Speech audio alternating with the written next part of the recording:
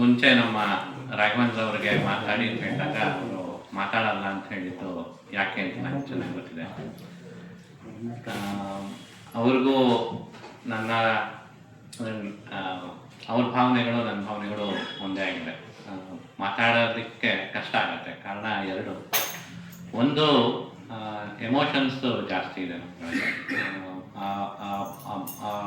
ಭಾವಕ್ರಾಗ್ತೀವಿ ಅಂತ ಭಾವ ತೀವ್ರತೆಯಿಂದಾಗಿ ಮಾತಾಡೋದು ಕಷ್ಟ ಆಗುತ್ತೆ.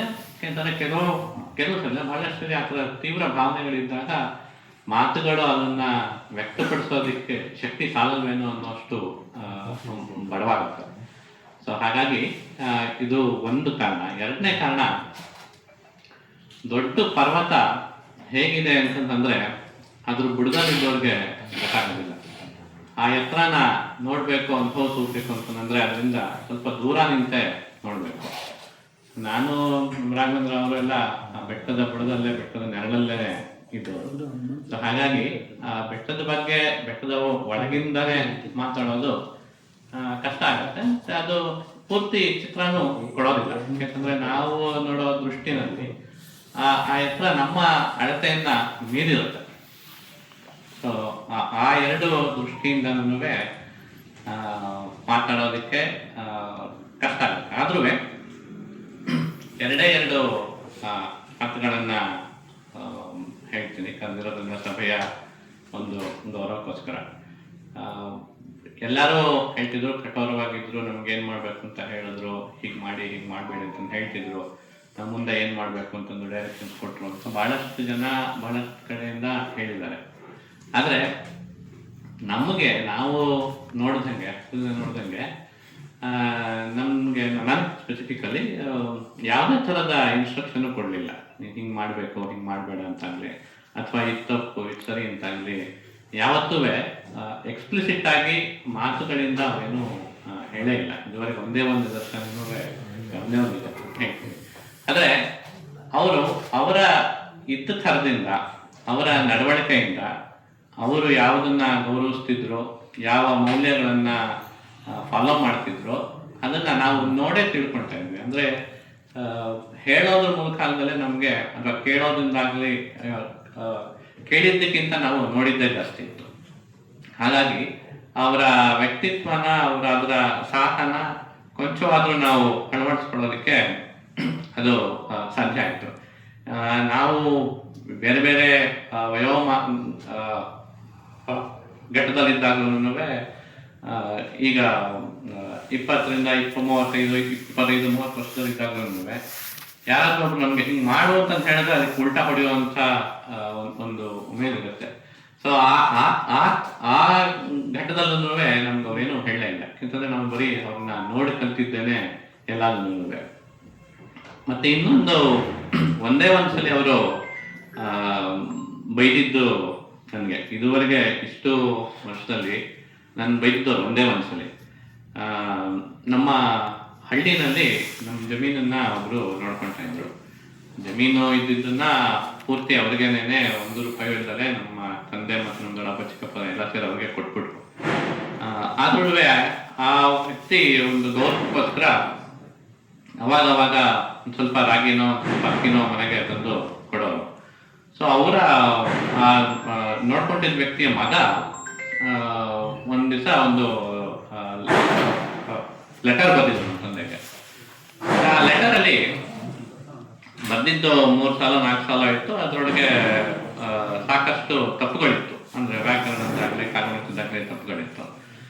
ಸೊ ನಾನು ಅವಾಗ 7ನೇ ಕ್ಲಾಸಲ್ಲಿ ನೋಡಿದ್ದೆ. ಆಗ ಆ ಲೆಟರ್ ನೋಡಿ ಅದನ್ನು ನನ್ನ ತಮ್ಮಂಗೆ ಆಡ್ಕೊಂಡು ಹೋಗ್ತಾ ಇದ್ದೆ, ನೋಡಿ ಏನೇನು ಬರ್ಬಿಟ್ಟಿದ್ದಾನೆ, ನೋಡಿ ಏನು ಬಿಂಗೋ ಬರೆದಿದ್ದಾನೆ ಅಂತಂದು. ಆ ಒಂದು ದಿವಸ ಕರೆದು ಚೆನ್ನಾಗಿ ಬೈದರು. ಯಾಕೆಂತಂದರೆ ನಿಮಗೆ ಇರುವಂಥ ಸೌಲಭ್ಯಗಳು ಅವ್ರಿಗಿಲ್ಲ, ನಿಮಗೆ ಸಿಗ್ತಾ ಇರುವಂಥ ಸವಲತ್ತುಗಳು, ಆ ವಾತಾವರಣ ಅವ್ರಿಗಿಲ್ಲ.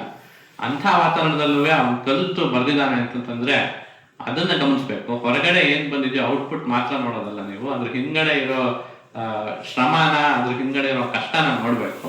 ಹಂಗೆ ಯಾರನ್ನೂ ಕೇವಲವಾಗಿ ಮಾತಾಡಬಾರ್ದು ಅಂತ ಬೈದ್ರು. ಅದೊಂದೇ ಒಂದು ನಿದರ್ಶನ ನನ್ನವರು ಬೈದಿದ್ದು. ಯಾಕೆ ಹೇಳ್ತಿದ್ದೀನಿ ಅದನ್ನ ಅಂತಂದರೆ,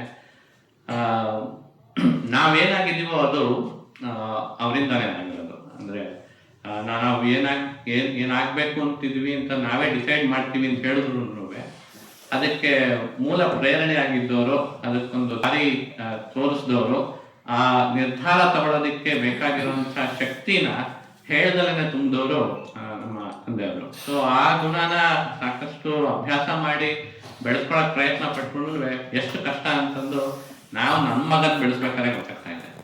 ಸೊ ಇದನ್ನೆಲ್ಲ ಕೆಲವೊಂದು, ಅದಕ್ಕೆ ನಾನು ಹೇಳಿದ್ದು ಮಾತಿನಲ್ಲಿ ಹೇಳೋದಕ್ಕಿಂತನೂ ಅವ್ರು ಕೆಲವೊಂದೆಲ್ಲ ಅನುಭವಿಸೇ ಇಟ್ಕೋಬೇಕು ಅಂತ ನಂದು. ಎರಡನೇದು, ಅವ್ರು ಯಾವತ್ತೂ ಅವರೊಬ್ಬರೇ ಬೆಳೀಲಿಲ್ಲ, ಜೊತೆಯವ್ರನ್ನೆಲ್ಲರನ್ನೂ ಬೆಳೆಸ್ತಾ ಬಂದರು. ಸಾಕಷ್ಟು ಜನ ಅವರೊಟ್ಟಿಗೆ ಇದ್ದವ್ರನ್ನ, ಅಂದರೆ ನೀವು ಬೆಳೀರಿ ಅಂತಂದು ಬೆಳೆಸಿದ್ರಲ್ಲ, ನಮ್ಮ ಜೊತೆ ಸೇರ್ಕೊಂಡಾಗ ಅವ್ರನ್ನೂ ಒಳಗೊಂಡು ಇನ್ಕ್ಲೂಸಿವ್ ಆಗಿ ಮಾಡಿದವರು, ಯಾರನ್ನೇ ಆದ್ರೂ ಅವರು ಡಿಸ್ಕರೇಜ್ ಮಾಡ್ತಾ ಇರಲಿಲ್ಲ. ಸೊ ಆ ಒಂದು ಪಾಸಿಟಿವ್ ಮೂಮೆಂಟ್ ಏನಿರುತ್ತೆ, positive thought process, positive actions ಉಳಿದವ್ರನ್ನೂ ಅಟ್ರಾಕ್ಟ್ ಮಾಡುತ್ತಲ್ಲ, ಅದೊಂಥರ ಅಯಸ್ಕಾಂತ ಹಂಗೆ. ಹಾಗಾಗಿ ನಾವು ಸರಿಯಾಗಿದ್ರೆ, ನಮ್ಮ ಉದ್ದೇಶ ಸರಿಯಾಗಿದ್ದು, ನಮ್ಮ ಮಾರ್ಗ ಸರಿಯಾಗಿದ್ರೆ ಯಾವುದೇ ಗುರಿನೂ ತಲುಪೋದು ಕಷ್ಟ ಆಗೋದಿಲ್ಲ. ಅದಕ್ಕೆ ಬೇಕಾಗಿರುವಂತಹ ಸಹಾಯ ಸಹಕಾರನ ಸುತ್ತಮುತ್ತಲಿರೋ ಜನ, ವಾತಾವರಣ ಮಾಡೇ ಮಾಡುತ್ತೆ.